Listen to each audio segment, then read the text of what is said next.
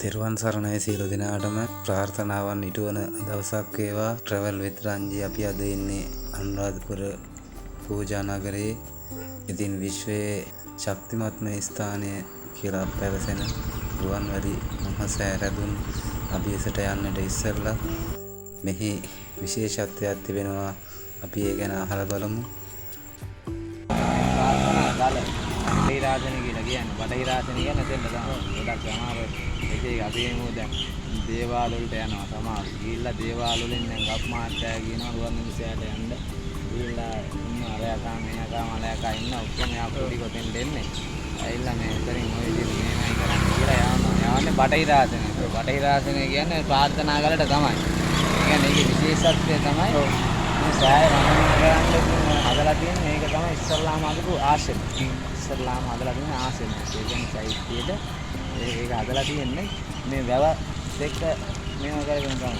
තාත් එක්ක මේක සම්බන්ධ කරන් තමයි ආශ්‍රමය හදලා තියෙන්නේ. මොකද මේ ඉස්සර වගේ දුටුගැමුණු මාලිගා රජතුමා ඒ කියන්නේ හිටපු කට්ටිය ගොඩක් ඔය රහතන් වහන්සේලා ඇවිල්ලා නැවතිලා තියෙන්නේ නෙමෙයි. ඒකට වැවට ගිහිල්ලා ටැම් පහසු වෙනවා. ඒක නැත්නම් අඟ මූණ අතපය හොදගෙන තමයි ඔතනින් ඔහොම ඒගොල්ලෝ රහතන් වහන්සේලා යන ඇවිල්ලා වන්දනා කරලා තියෙන්නේ මේ ගල. ඒ ගල් ආසන. හරිද? රජතුමා යන්නේ ඒ ගල් ආසන. ඒක තමයි ප්‍රාර්ථනා ගල.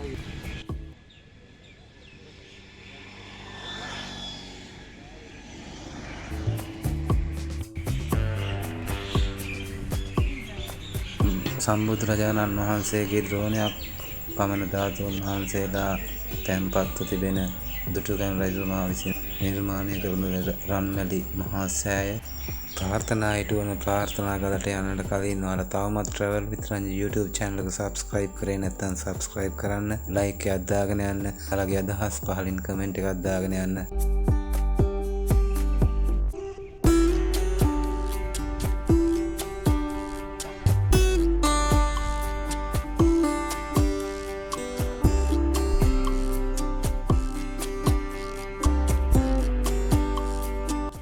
රුවන්වැලි මහා සෑය රඳුන් වන්දනා කරමින් යන අතරතුරදී අපට බටහිර දොරටුව පැත්තට වන්නට ප්‍රාර්ථනා කළා හමු වෙනවා.